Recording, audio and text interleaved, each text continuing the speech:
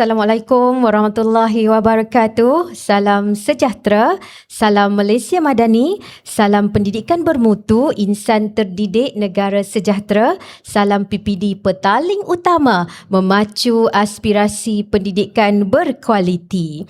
Hari ini kita bersama-sama dengan dua figura hebat yang akan membincangkan, yang akan memberikan penjelasan berkaitan dengan rancangan pendidikan Malaysia 2026-2035.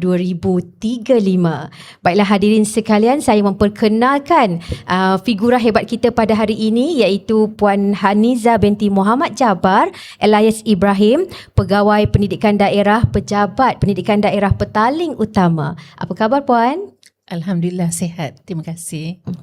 Dan seterusnya panel kita yang kedua, iaitu Puan Badiah binti Mustaqin, Timbalan PPD Sektor Pembelajaran, Pejabat Pendidikan Daerah Petaling Utama. Apa khabar Puan Bad? Sihat juga, Alhamdulillah. Alhamdulillah. Baiklah hadirin sekalian, merapatkan jurang, meningkatkan mutu, meraih kejayaan bersama bukan sekadar dokumen dasar tetapi komitmen bersama negara memastikan tiada murid yang tertinggal.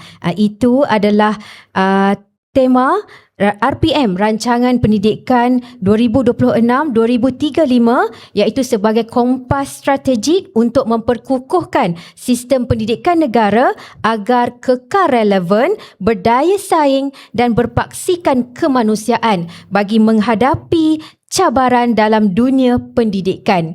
Dalam tempoh 1 dekad ini, 10 tahun ini, sistem pendidikan Malaysia perlu bergerak melangkaui sempadan tradisional dengan menekankan pemikiran kritikal, kreatif dan inovatif.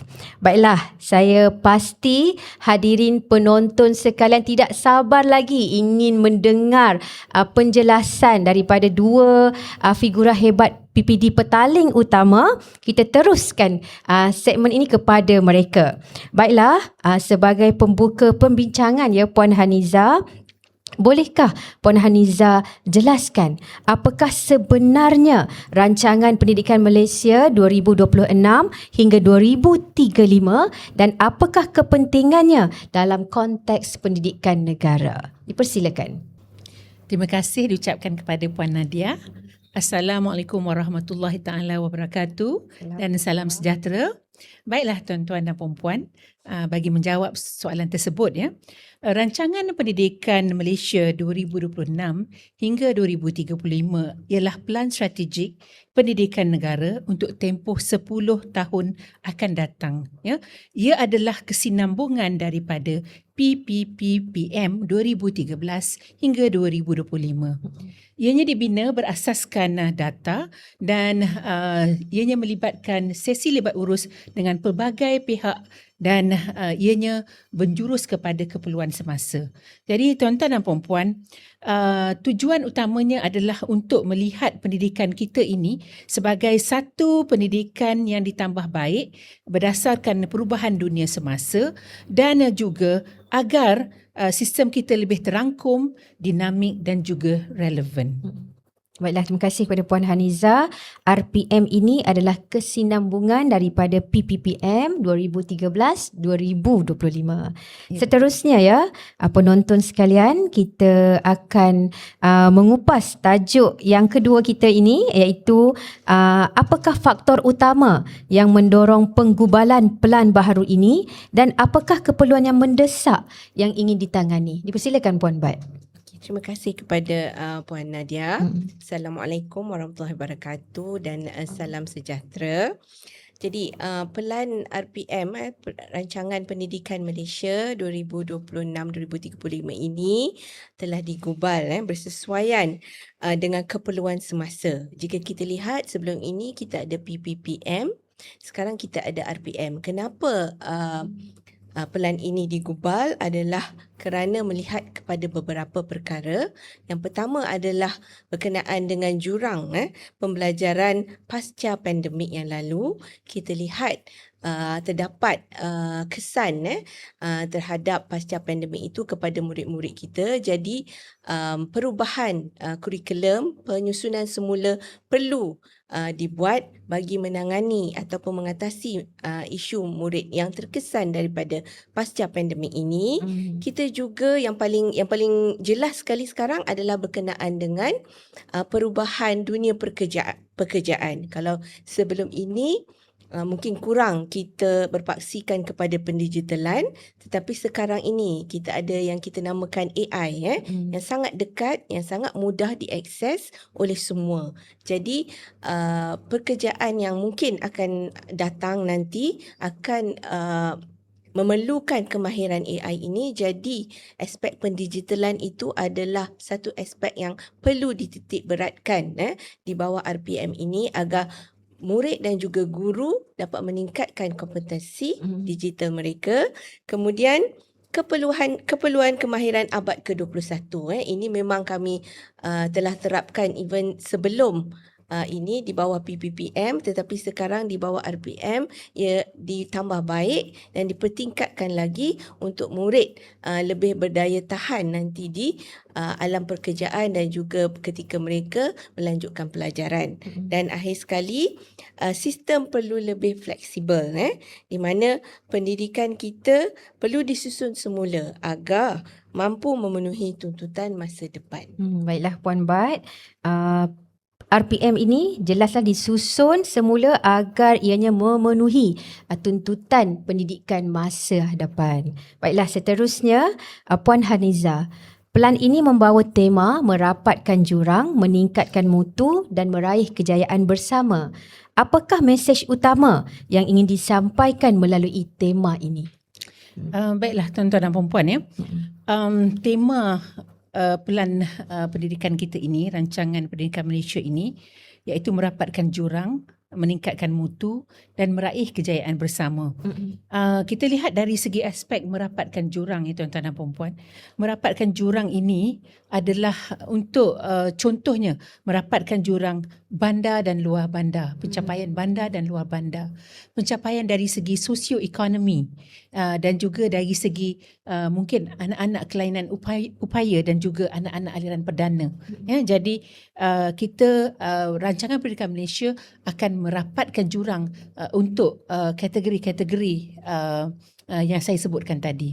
Kita lihat pula dari segi mutu.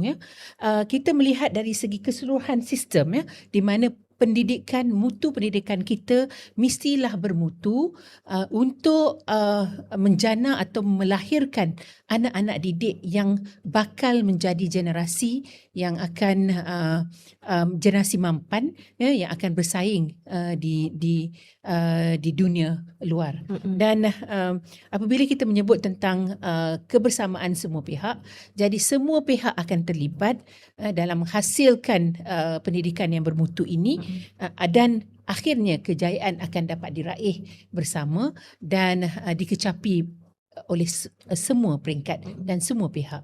Okay, terima kasih Puan Haniza. Jelaslah di sini RPM ini ianya bersifat adil, bermutu dan digerakkan secara kolektif. Okay, baiklah, seterusnya Puan Bat, insan sejahtera. Pelan ini juga memperkenalkan konsep insan sejahtera.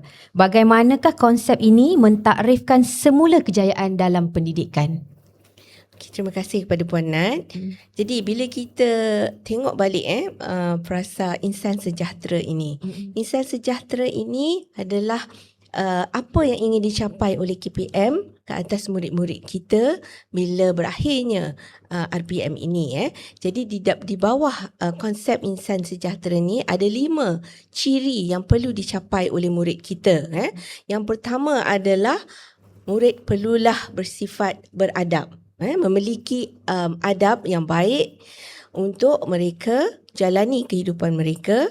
Kemudian mereka perlulah berilmu, murid-murid kita perlulah berilmu. Dengan adanya adab dan ilmu itu, mereka perlu berkemahiran. Berkemahiran melaksanakan atau mengaplikasikan apa yang mereka pelajari di dalam bilik darjah. Kemudian mereka perlu ada sifat berdaya tahan.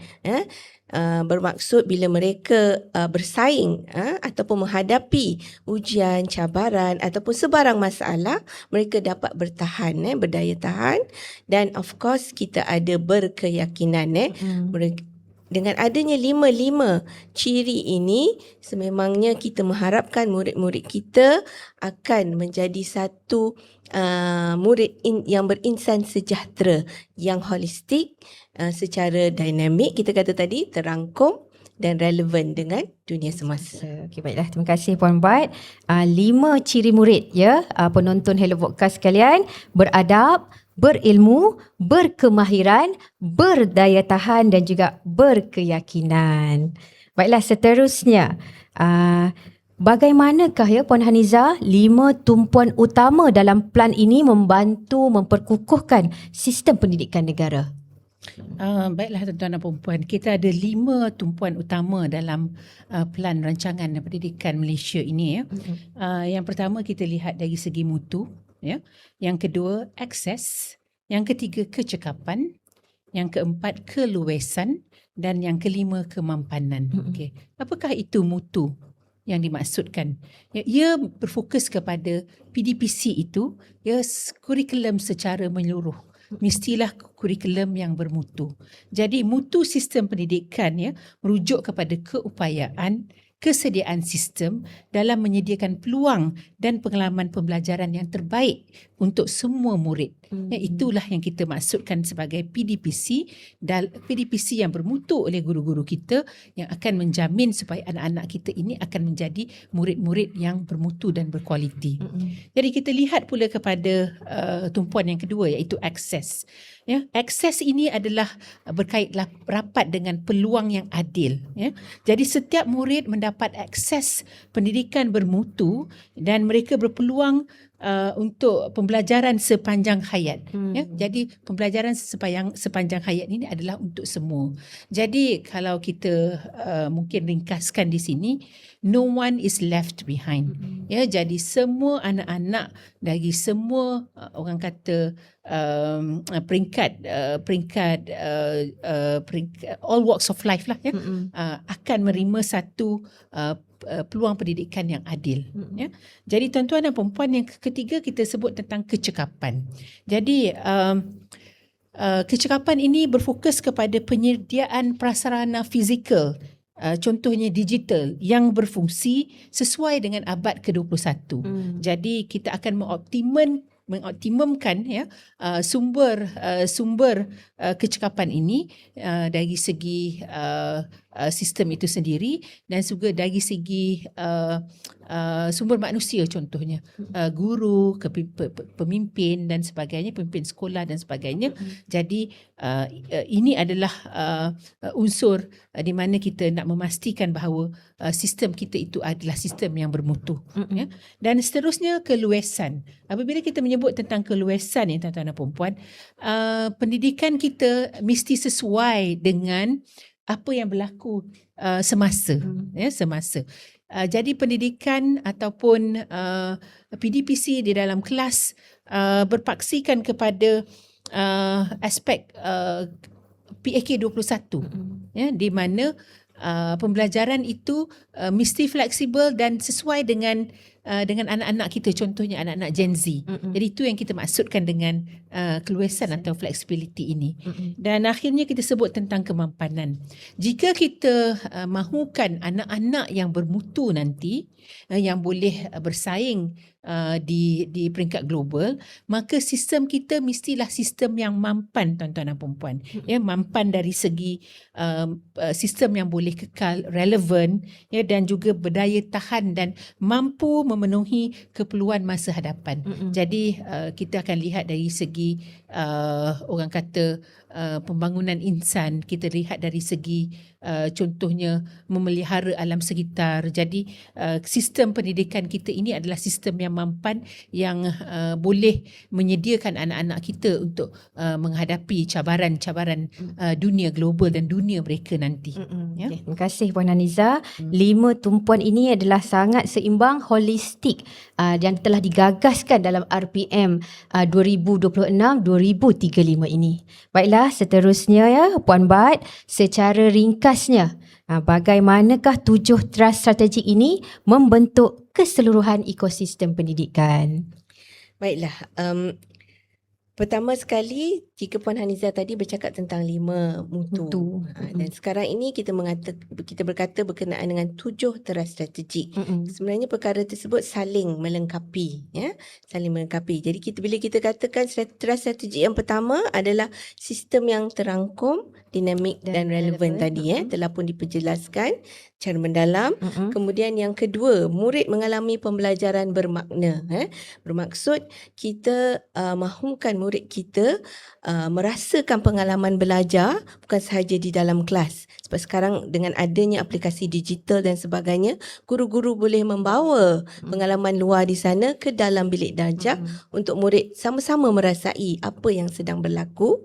Kemudian yang ketiga, teras yang ketiga, pendidik yang berkeupayaan tinggi. Berkeupayaan tinggi ni bukan sahaja dari segi pedagogi, dari segi kurikulum dan pentaksiran, tetapi sekarang ini di bawah RPM kita ada berkenaan dengan literasi digital, digital competency score. Kalau tak silap saya, di bawah RPM ini guru-guru di menjelang 2035, guru-guru perlulah mencapai literasi digital score ini di tahap yang baik. Bukan saja memuaskan ataupun asas, tetapi yang baik. Jadi penggunaan digital itu amat dititik beratkan di bawah RPM ini. Kemudian dari segi prasarana fizikal dan digital yang optimum. Seterusnya kelima, sinergi institusi pendidikan dengan pihak berkepentingan. Contohnya jalinan jaringan yang boleh diadakan oleh pihak sekolah dengan pihak swasta, pihak institusi pengajian tinggi maupun pihak-pihak yang berkepentingan lain.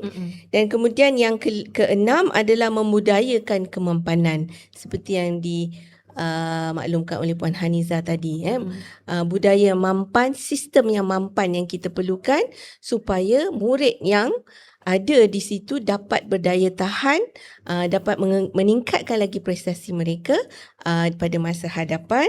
Dan juga yang terakhir adalah tadbir urus dan sistem penyampaiannya lebih mantap. Ini adalah dari sudut pengoperasian, mungkin KPM, CPN dan juga PPD. Kita ada beberapa perubahan yang dilaksanakan bagi membantu mencapai RPM ini supaya ia lebih berkesan. Jadi ketujuh teras ini saling melengkapi dan membentuk satu ekosistem pendidikan yang menyeluruh dengan murid sebagai tumpuan utama. Baiklah, terima kasih kepada Puan Bat. Jelaslah ya hadirin sekalian ya, RPM 2026-2035 ini amat jelas memberikan menyediakan pembangunan pendidikan yang sangat seimbang, holistik dan memberikan keadilan kepada semua murid untuk mengaksesnya. Sebagai penutup ya, hadirin sekalian, rancangan pembangunan pendidikan Malaysia ini, RPM, Rancangan Pendidikan Malaysia 2026-2035, bukan sekadar di atas kertas tetapi satu komitmen bersama dalam membina masa depan negara yang lebih mampan, inklusif dan berdaya saing. Baiklah ya, terima kasih saya ucapkan kepada Puan Haniza binti Muhammad Jabar, Elias Ibrahim, Pegawai Pendidikan Daerah, Pejabat Pendidikan Daerah Petaling Utama. Terima kasih Puan. Sama-sama. Dan seterusnya terima kasih juga kepada Puan Badiah binti Mustaqin, Timbalan PPD Sektor Pembelajaran, Pejabat Pendidikan Daerah Petaling Utama. Terima kasih Puan Bat. Terima kasih. Kerana mereka berdua ini, figura hebat kita sudi hadir bagi menjelaskan RPM kepada warga Petaling Utama khususnya dan kepada semua warga pendidik. Baiklah, sehingga kita bertemu lagi dalam episod akan datang. Bye-bye. Jumpa lagi.